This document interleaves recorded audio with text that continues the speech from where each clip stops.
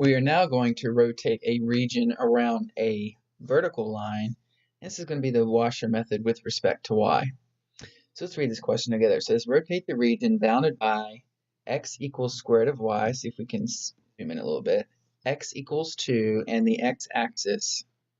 So it's bounded by these three things. I'm going to go ahead and underline what we can here.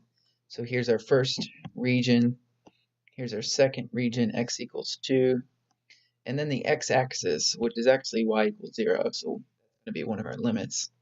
We're going to rotate all of that around the line x equals 2. So negative 2. X equals negative 2 is a vertical line.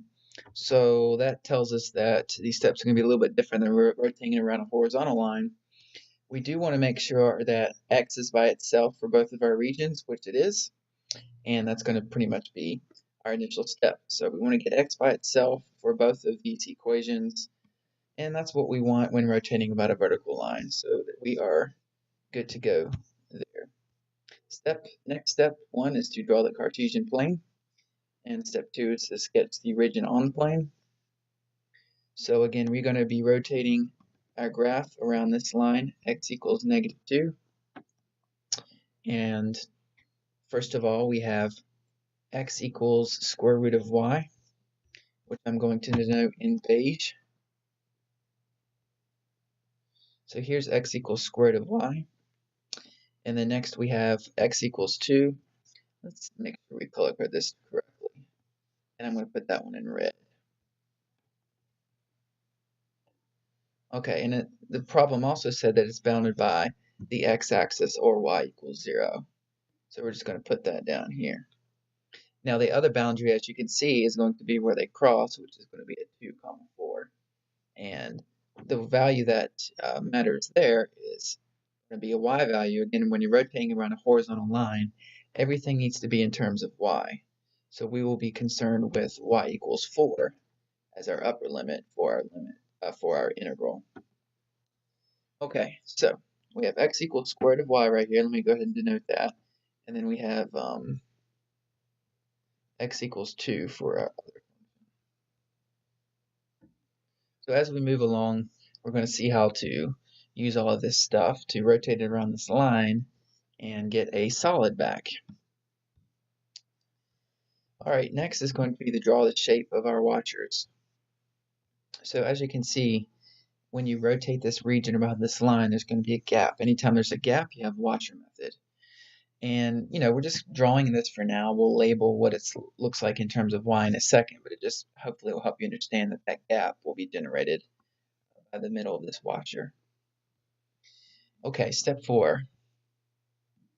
We're going to sketch the lines of intersection of the washer and the region on the Cartesian plane. So when we rotate this around this line, we're going to get these gaps. Now I'm just going to go back to my initial graph and draw what these gaps look like. So again, you're going to have an inner radius and an outer radius.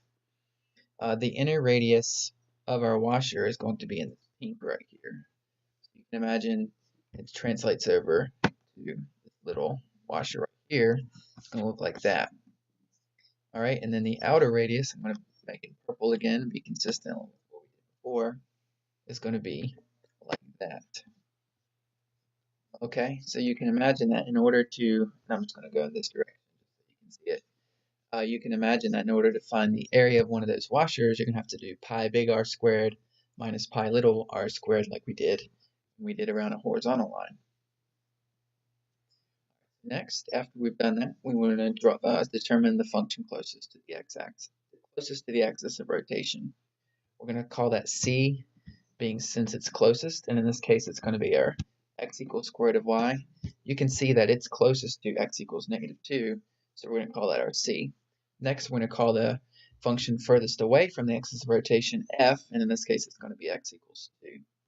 So for step 6, determine the function. In this case it's the relation, it's not really a function. But determine the relation farthest away from the axis of rotation, big F, and again it's x equals 2. That's furthest from x equals negative 2, which is our axis of rotation. Now we're going to determine our little radius r, which again I drew in pink right here. Now you can see that if your region is to the right of the axis of rotation, it will just be your closest function, c minus your axis of rotation, will give you this little pink radius here. And of course, it's going to be true for big R too, since the region is to the right of the axis of rotation. It's going to be our outermost or furthest relation, x equals 2 minus the axis of rotation, -2. So that's pretty much what all this wording is saying right here. So in this case, it's going to be square root of y minus -2 for little r. And when we simplify that, we get little r is equal to square root of y plus 2. No matter what, if you wanted to figure out the length of this radius right here, it would just be square root of y plus 2. In the same way, to figure out your big radius, you're going to do the relation furthest from axis of rotation minus the axis of rotation itself. So 2 minus -2 equals 4. So big R, which is the purple one, is always going to be equal to 4. It's going to be easier to visualize because if you look, since the region on the right is just a line, you can see that this line right here is always going to be equal to 4. And so it'd be easy to find the area of each of those washers. Okay, so that leads us to our next step, just to label basically the dimensions of your washer in terms of big R and little r. Again, you can see that big R is just going to be r equals 4, and little r is going to be this one right here, which is square root of y plus 2. Again, to find the area of this washer, you just do big R squared minus little r squared, and if you pretty much generate all these washers as they rotate around, they will form a solid, which leads us to what the solid's going to look like. And I'd like to thank Tom Brzezinski for making this app. Now I had to do this in terms of x, but it's going to look the same when we rotate it. Just want you to see what the solid looks like. And it's going to, if I can rotate it, we can see what it looks like. Okay, so I'm rotating that region now all the way around y equals -2. And you can see that it actually just takes on something like a yo-yo, like a butterfly yo-yo, old school. Now it is a little bit different because you can see that this side of the graph is solid, kind of like a cylinder, whereas this one has been hollowed out. So I think it just helps to see what these washer methods look like when you generate them. And you can kind of see what the inside is going to look like. It's going to curve out as you go into the solid. And that's why it's called washer method, because there will always be a hollow section when using the washer method. Okay, so with that being seen, what each of those washers makes, let's go ahead and solve this problem. Now, when you're rotating about a vertical line, your limits are in terms of y. And again, you can see that when you look at your graph or when you find where they intersect. It did say in the problem it was bounded by y equals 0. Again, you can see that they cross at y equals 4. So therefore, the range of these washers they're going to go from 0 to 4. Those are going to be your limits of integration. Step 11 is going to be set up the integral. Again, it's pi big R squared minus pi little r squared. We can pull the pi out. Big R is just 4 in this case. So we will be placing big R with 4.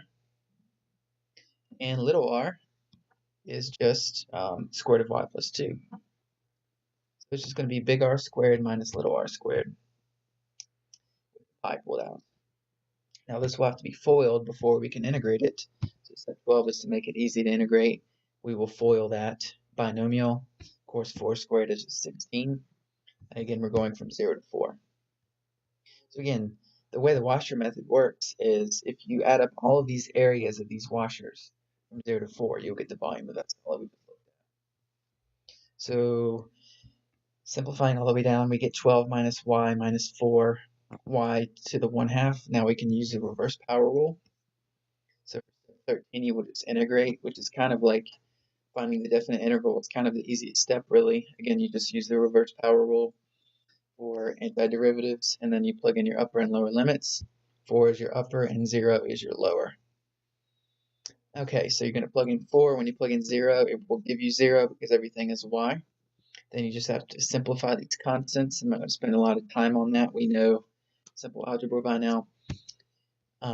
You will have to subtract the fraction from 40 and find a common denominator, and you end up with, don't forget this pi you pulled out, but you do end up with 56 pi over 3 as the volume solid that we generated. Okay, now 56 pi over 3, I'm going to go ahead and look at what that looks like in terms of a decimal, and then we'll be. So that is around 58.64, and that's going to be cubic units since it's volume. That's it for this question with rotating a graph using the washer method around a vertical line. If you have any other questions about it, let me know.